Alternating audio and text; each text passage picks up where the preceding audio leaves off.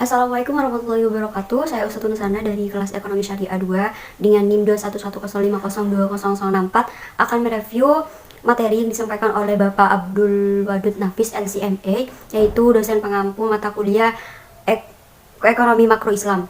Di sini saya akan menjelaskan beberapa poin ya. Yang pertama, apa yang dimaksud ekonomi, yang kedua, apa pengertian ilmu ekonomi itu sendiri, ketiga, apa saja yang menjadi pembahasan ilmu ekonomi, dan apa perbedaan antara ekonomi makro dan ekonomi mikro. Yang pertama itu pengertian ekonomi. Istilah ekonomi berasal dari dua kata bahasa Yunani, yaitu aikos rumah dan nomos aturan atau tatanan peraturan dan hukum. Artinya pengelolaan atau manajemen rumah tangga. Sistemnya seperti halnya sistem administrasi begitu. Baik, selanjutnya yaitu apa definisi ilmu ekonomi. Ilmu ekonomi adalah sebuah cabang ilmu yang membahas dan mempelajari tentang tingkah laku manusia dalam usahanya untuk mengalokasikan atau mengelola segala sumber daya yang memiliki batasan pengguna untuk mencapai sebuah tujuan tertentu. Nah, itu definisi ilmu ekonomi. Bagian ilmu ekonomi sendiri itu dibagi menjadi tiga.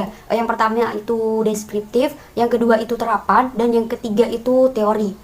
Yang pertama, apa ekonomi deskriptif? Ilmu ekonomi deskriptif adalah kajian yang memaparkan secara apa adanya tentang kehidupan ekonomi suatu daerah atau negara pada suatu masa tertentu. Misalnya, ekonomi Indonesia pada Orde Baru.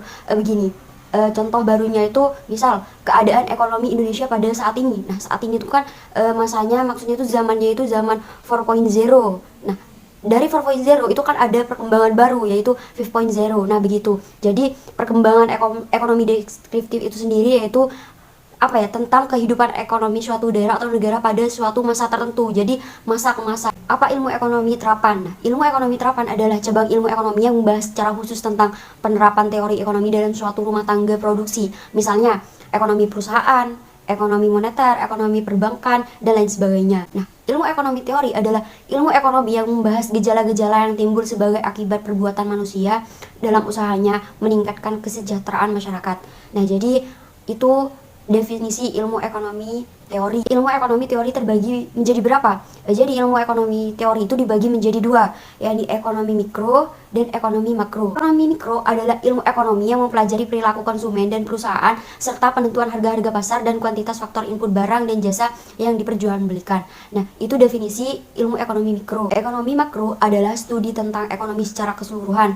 Ekonomi makro menjelaskan perubahan ekonomi yang mempengaruhi banyak masyarakat, perusahaan, dan pasar. Contohnya bagaimana? Misalnya sekarang kan harga BBM naik tuh.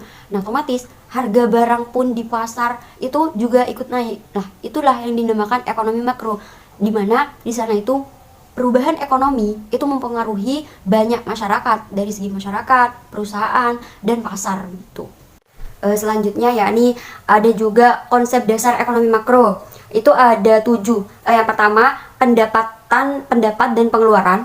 Yang kedua itu pengangguran. Yang ketiga itu uang dan fungsinya. 4 itu inflasi dan deflasi. 5 itu permintaan agregat dan penawaran agregat. 6 itu keseimbangan AES dan LM. 7 itu ekspor dan impor. Gitu. Itu konsep dasar ekonomi makro. Materi yang terakhir yaitu perbedaan ekonomi makro dan mikro. Ilmu ekonomi itu kan dibagi dua, mikro sama makro.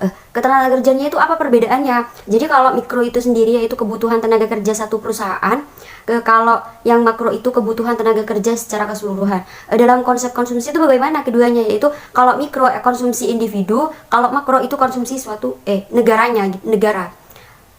Dalam sistem produksi gimana? Kalau mikro itu jumlah produksinya suatu perusahaan, kalau mikro itu jumlah produksinya itu nasional begitu.